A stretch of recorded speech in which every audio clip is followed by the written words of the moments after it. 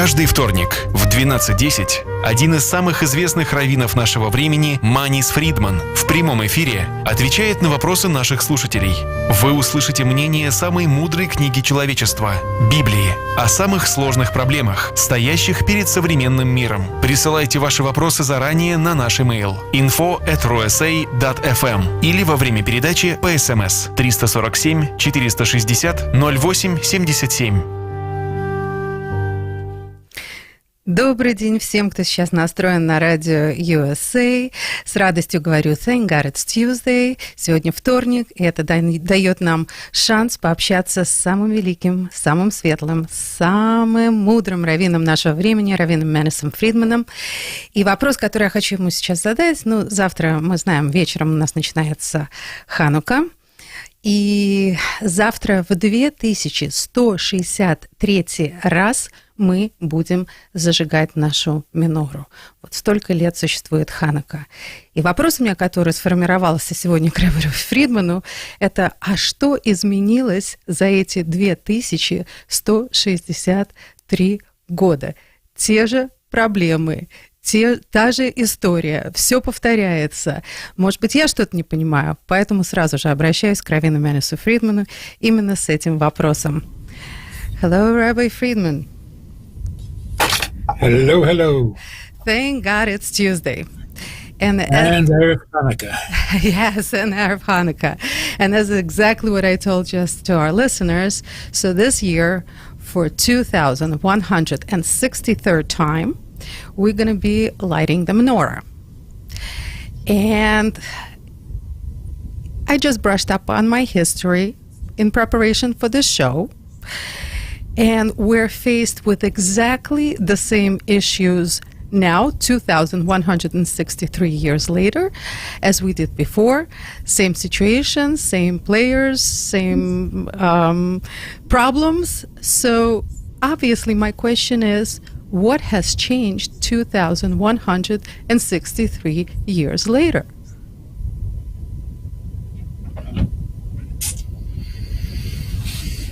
Well, what changed is we know what's happening. The first time it hit us like we didn't know what was happening. Caught us by surprise. There are no more surprises for us. There's so much to Hanukkah. It seems like a simple thing. You get a menorah and you put in the candles, you light it. Oh, there's so much power, so much meaning. The names have changed. I mean, our situation in the world today is more like Purim than Hanukkah, because it's Persia again. It's genocide again, at least in their mind. But the old Greeks and the old Assyrians, they're gone. Hellenism, in principle, is still the same. Assimilation, fascinated with non-Jewish values. Yeah, that's the same. But we're closer to a solution. Not a military solution. A philosophical solution. Because all those secular human inventions have finally failed convincingly, and they're over. Human secularism, it's gone. It's a disaster for everybody. Men, women, children. Everyone has been devastated. So, we're that much closer to the right answer, because all the wrong answers have been tried, they've all failed, and they're being laid to rest. One interesting thing I just thought of this year about Hanukkah, you add candles every night. One candle the first night, 2 candles the second night. What is the idea behind it? Very simple. You always grow. There should always be growth, always increase in goodness. Okay? That's kind of obvious. But it's supposed to be celebrating a miracle. What is this combination? Good common sense should always grow, and miracles. You can't grow in miracles. A miracle either happens or it doesn't. You can't control it. But when you think about it, miracle means supernatural, above nature. If you look at nature, nothing ever grows. Nature goes in one direction, and that is destruction, decay. Everything in nature leads to decay. Even when you're growing, you know it's temporary. I mean, a very depressing sounding statement in the Gemara. When a baby is born, he starts to die. Not that depressing? Sure is. Hey, the miracle of life. Nature will put an end to that. Nature leads to decay in everything. In the human being, in the animal, in the vegetable, and even the mineral. Everything grows old, everything decays, everything rusts, everything eats everything. Nature is horrible. It's pretty on the outside, but it is horrible. Because it all goes in one direction, and that is decay. The only exception is the human mind and spirit. Only a human being can move in the opposite direction. So anywhere there's growth, if you're increasing rather than decreasing, if you're creative rather than destructive, it is supernatural. You're going against nature. So adding a candle every night is a miraculous symptom. There's something miraculous, meaning anti-nature or supernatural, in the human being. To make things complicated, that supernatural effect of a human being is an essential part of nature. There's a balance. In order for the world to exist, nature has to lead to decay, and human effort has to lead to growth. Somehow that balances out, and somehow the growth will overcome the decay, and we will have a world of life without the decay. That's what we're working towards. A life where things don't die. Death is only because of eating from the tree of knowledge. So how long can you suffer from a fruit?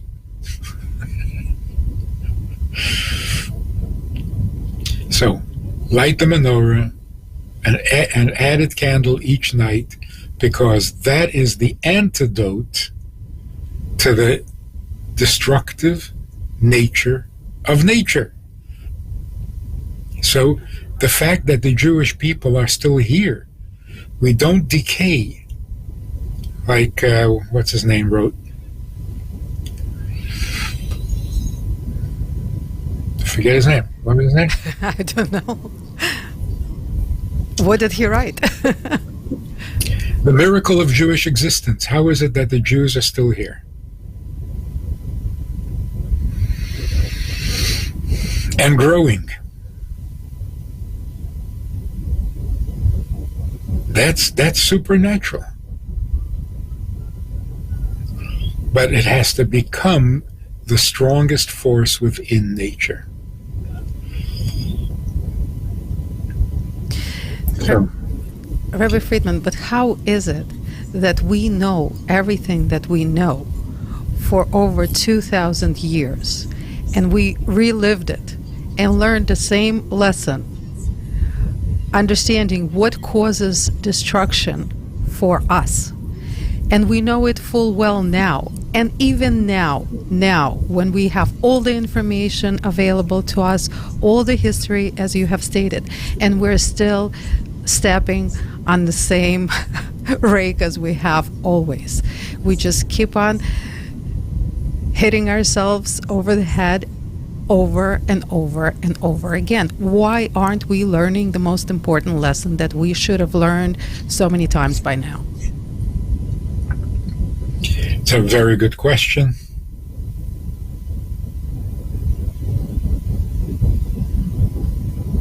The rake looks different each time. It fools us. Now, I think a big part of it is the fact that we're such a tiny minority. It is so hard to convince ourselves that we have the answer for the whole world. But we're a little tiny part of the world. How can we be the answer to all? It seems disproportionate. How can we be right and everybody is wrong? How can that be? But when everyone comes to us and says we are wrong, well, then you can't argue. Then we're going to have to step in and say, okay, if you're all wrong, then we will teach you what we know. But it's so intimidating to think, in our great humility, to think we are right and everybody's wrong. Maybe, but it's hard to convince yourself. Now that we have this incredible communication highway, and we know what everyone in the world is thinking and what they're experiencing and what they're going through, now when the whole world loudly says we don't know what we're doing, it becomes a little easier for us to think, okay, so maybe we have the answer. Because they don't. Not I'm saying it, they're saying it. So it's not like I'm trying to preach to the world and convince them that they are wrong, which would be very arrogant. Great chutzpah. But if they're saying it, then to ignore them would be a chutzpah. So the world is desperate for what we have. That's literally true. There's no clearer way to say it. The world is desperate for direction, for purpose, for some justification for our very existence. And they don't have it. They don't have it. So yes, they're desperate. And what they're desperate for, we happen to have. So how can you be so cruel as to withhold it? Out of great humility. So now the message for the Jewish people is, stop being so humble at other people's expense. They need what you have. Share it. Share it. Loudly, confidently, publicly. How could you not? How could you be so cruel? What a shift from 2,000 years ago. Rabbi Friedman, but realistically, if we are comparing exactly what was and exactly what is, it's like we're so going through it again in every up right now, especially this year with the wars and with fighting for the right to be different, fighting for the right to defend ourselves. Everything is exactly the way it was. Where do we get the optimism that this time around is the time that we will, first of all, enlighten ourselves before we have a chance to enlighten others? How can we, first of all, come together and cure are dysfunctions so we can be 100% functional for the rest of the world?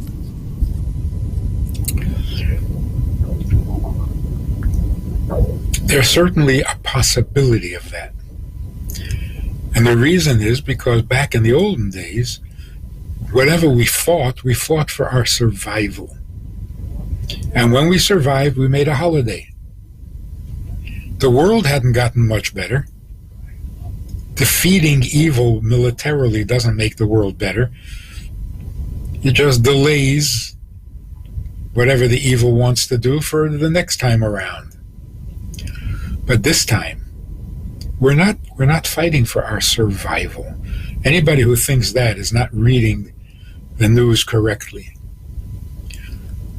We're fighting for transformation of the world, not for our survival. And the whole world is waiting for that transformation. So it's a whole different set of possibilities. If we can pull this off, we have a much better world in which we don't have to sit and wonder when the next war is going to come. Because there won't be any more wars. Just the fact that that's possible is already kind of intoxicating. I agree, but where do we see the signs that this is what the world really wants right now and waiting for? Is there a definite signs that we can see at this point? It feels like it. I don't disagree, but how do we know that this is happening? Practically every week, something happens to tell us that that's what's happening. Last week, the collapse of Syria. What happened all of a sudden? Who did that? Don't know. 13 years it's been going on. All of a sudden, overnight, finished. It's so amazing. So, the Druze community in Syria asking Israel to take over because they'd rather live under Israeli rule. That's not our survival. That's their survival.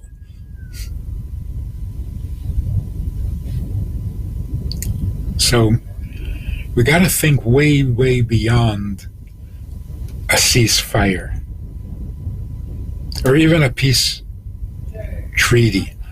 We should be thinking of a utopian world. It's suddenly possible, even reasonable. That's very different from how do we get through this problem and prepare for the next problem. No more of that. Why this time? Why do you think this time it's possible? Well, first of all, because we're running out of time in the 6,000 years when Mashiach has to be here. And secondly, because the world is telling us. They're at their wits' end. They have run out of ideas. They don't know what to do anymore. And they're expecting us to have an answer. They can hate you for it, but they know you have the answer. So the focus is so sharply directed at the Jewish people, not at Israel. The Jews who happen to be in Israel. But not Israel is the solution. The Jews of Israel are the solution. And the Jews everywhere else as well. So it almost seems like we don't have a choice anymore. The world is saying, you have the answer and you better give us, or we're all going to go down together. Okay, so we'll give you the answer.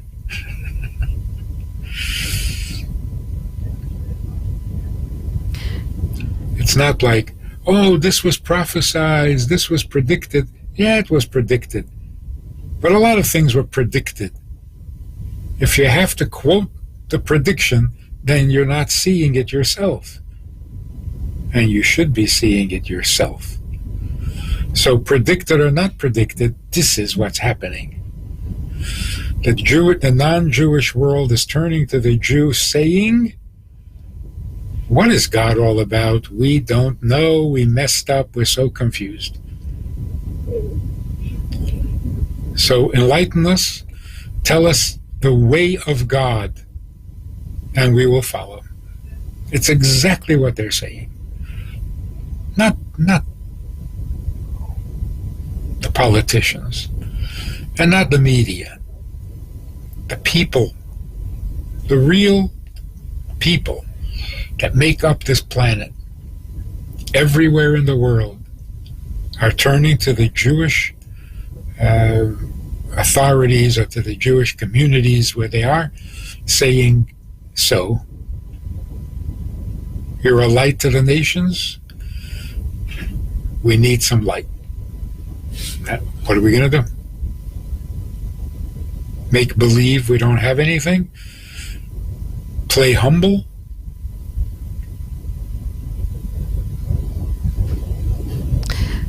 Rabbi Friedman, it seems like Hanukkah is really also the Jewish pride holiday. This is one holiday we go completely out there and show off who we are, what we're doing, you know, with especially Chabad, with the huge menorahs on the roofs, parades, and everything. I mean, I understand lighting a menorah, bringing the light into the world, but the menorah on the roof doesn't radiate so much light. Why is it important to display menorahs such obviously and such expressively to the rest of the world? It would be interesting to do some kind of a study to see what an effect these little insignificant lights compared to all the other lights going up at this particular season, what effect it has.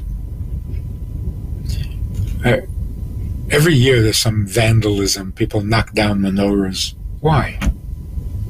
Why do they even notice them? And why are they threatened by them?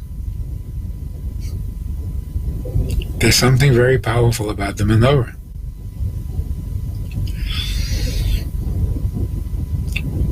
The struggle, the resistance, the attempt to prevent menorahs from going up for so many years, and that's over. But for many years, there was a struggle. Separation, church and state, you can't do this, it's too religious. At the same time that every other religion is in your face, people say, oh, not a menorah, no, that's... Yeah, it's a powerful thing. It looks puny, but it generates a lot of energy. And yes, you're right. It's the only holiday we go public with. There's no emphasis on displaying your Seder table or your Passover, to the public. On the contrary, you don't even do it in the synagogue. You do it at home. Every family or families, yeah, if you can't do it at home, then you go to the synagogue. But the center of activity is in the home. Sukkah, I mean, you can't hide your sukkah, but it's not on display. But the menorah is supposed to be noticeable to every passerby. Because, yeah, it's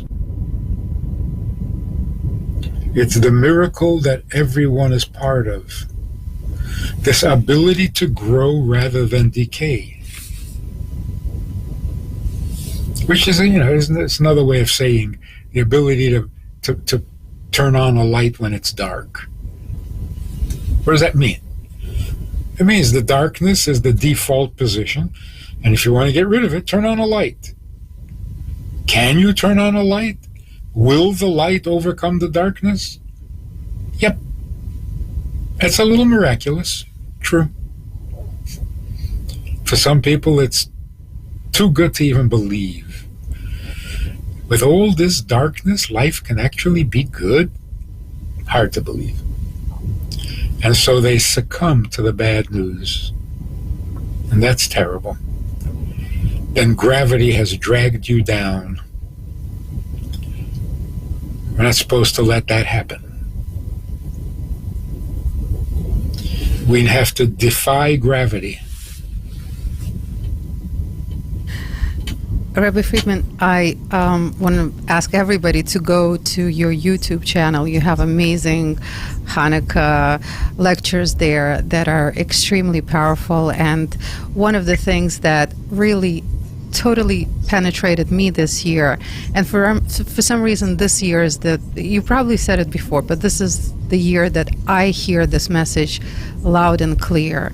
And this is the message about the purity with each one of us that has been tried to mess with in this world. We know, especially in the last 4 years, what we've endured, and we saw how the society, the politics, and the outside factors are trying to invade our souls, trying to tarnish our souls, and that there is always a part of us that cannot be tarnished.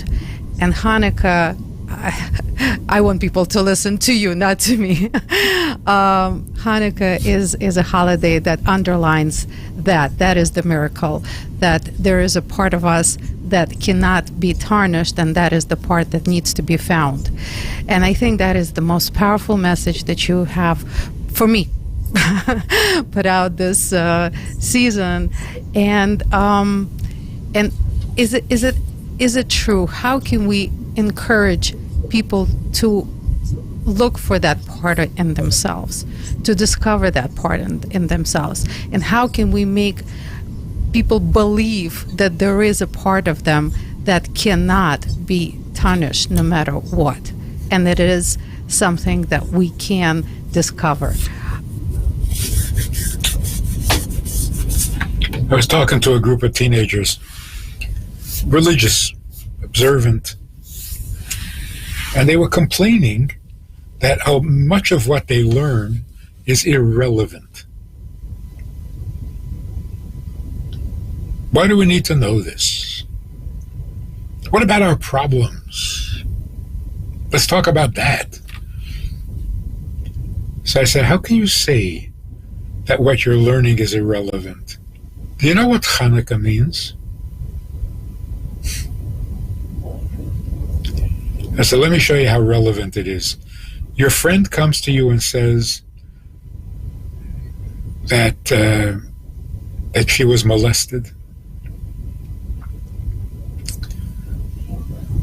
or he was molested, and they're devastated. They're in shock. They're horrified. They don't know what to do with themselves. What do you tell them? Sure, go to the police, find the person who did it, kill him, tar and feather him, whatever. And then Hanukkah is a global, certainly a national lesson. Hanukkah was not a threat to our existence. The Assyrians, the Greeks, the Hellenists didn't want to kill Jews. They just couldn't stand our innocence. They tried to rob our innocence. We were in the Holy Land. We were in the Holy Temple. We were as innocent as we've ever been. Just purely Jewish. And they came and tried to corrupt it. And they did. A lot of Jews became Hellenists. I think it was a Jew who tried to offer a pig on the altar as a sacrifice. Now what do? We throw them out and we rededicate the Beit HaMikdash. So, after being molested, can you really get back to the original innocence? Or do you have to accept the fact that you've been damaged, you've been violated, you've been diminished? You'll never quite be perfect again. But, don't give up. Don't. Push forward, be strong, continue living with the damage. See, that was the idea, that they could light the menorah with the oil that was contaminated. They could. The Maccabees said, no. We're not settling for second best. We're not damaged forever. The violation, the abuse can only go skin deep. The real innocence with which we are born, you can't change. You can't change.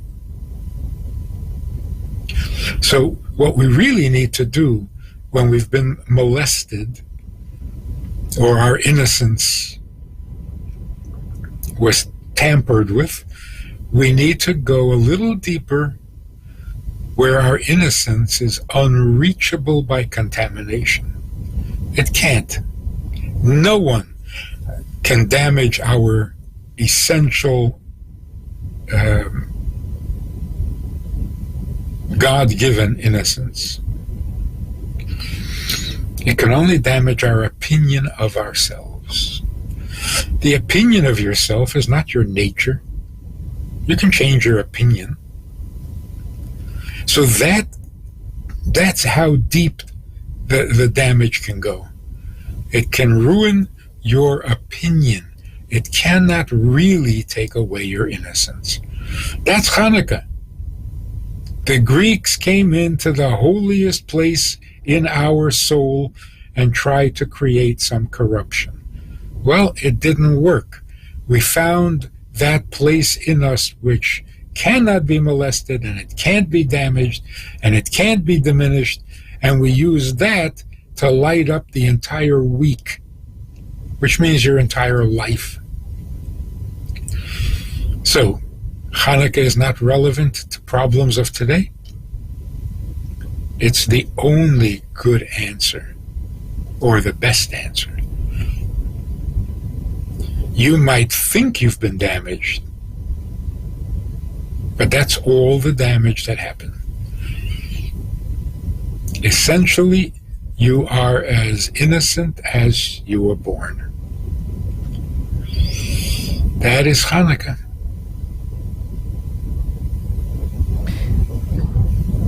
It's not an easy concept to understand that no deeds or thoughts can damage a person's core. Mm-hmm. I mean, we say it in other contexts, like, no matter how damaged you are a human being and you deserve the dignity of a human being. Don't we say that? Oh, we should say that. So you can be physically devastated, damaged beyond repair. Are you less human? Of course not. Same is true with your innocence. Innocence is our default position. It's not something we acquired. It's not something we convinced ourselves of. We are born innocent. You can't change Mother Nature. You can distract, you can confuse, you can't change. So all we need to do to not be confused is to recognize that innocence is not something you acquired. And therefore, it's not something you can lose. That's what makes Hanukkah different from Pesach or from Purim. They're both national miracles. We were saved, we were liberated, we were freed, we were... Yeah. But there's a different thing. Being saved from slavery is very different than surviving genocide.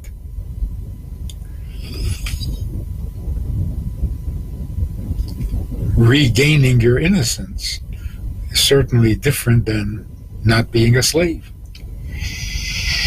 So, Hanukkah is the celebration of the indestructible innocence of our souls.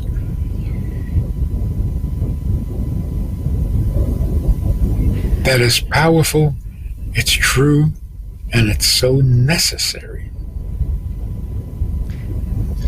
Rabbi Friedman, amazing. I think that is something that everybody needs to hear and believe. If we need to believe anything, we need to believe this. So, the pop psychology that says, oh, this damage goes very deep, you'll never be the same. It will take many, many years to... Why do you do that?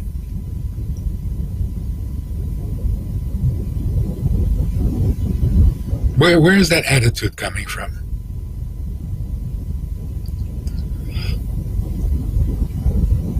That's not helpful. That's not a healing art. That's depressing. Because it's false. We are much stronger than the molestation or the abuse. To say that we are victimized and that we cannot function, we can't get back to normal, and we can't be as good as before, who authorizes you to say such things to people? Because you have a license to practice medicine? You can pass such judgment on people? That's not your job. Your job is to marvel at how resilient and how strong people really are. Don't tell people they're doomed. So it goes back to the idea that this is not a religious belief. This is reality. You have to look into Torah to find out what reality is? Yeah, maybe. Because reality can be so confusing.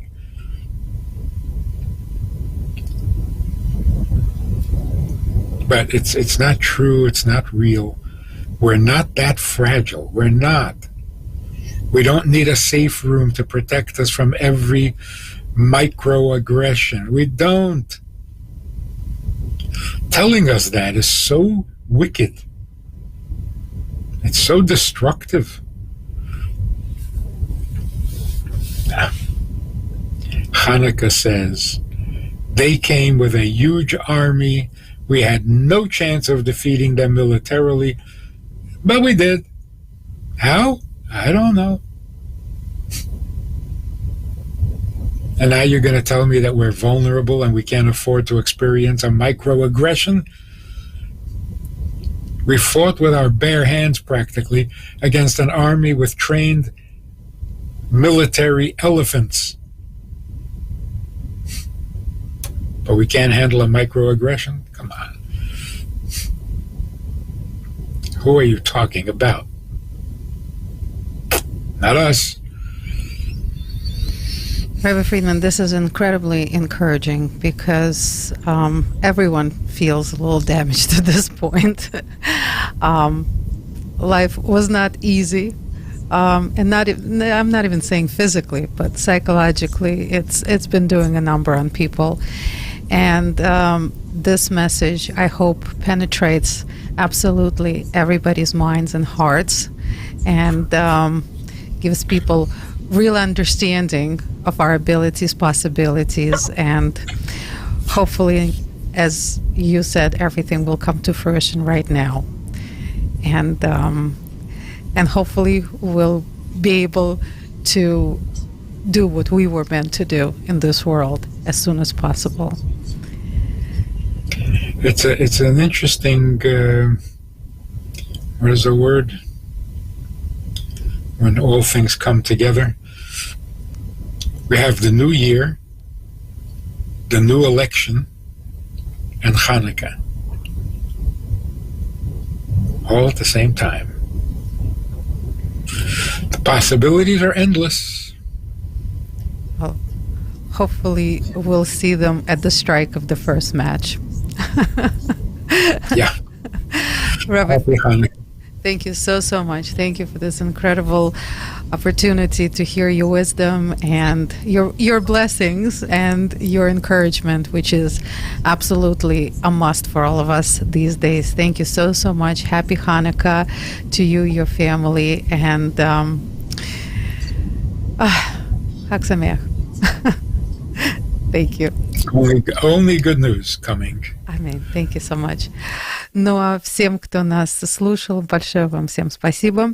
Спасибо, что вы есть. Спасибо, что вы хотите набираться позитива и дарить его другим, распространять вот этот свет, о котором мы говорили сегодняшнюю всю передачу, в преддверии праздника Ханука, который наступит завтра и принесет очень-очень много света в этот мир. Так что давайте делать этот мир светлее вместе. С этими словами я, Аня Пекерман, передача Thank God It's Tuesday. Прощаемся со всеми до следующей недели.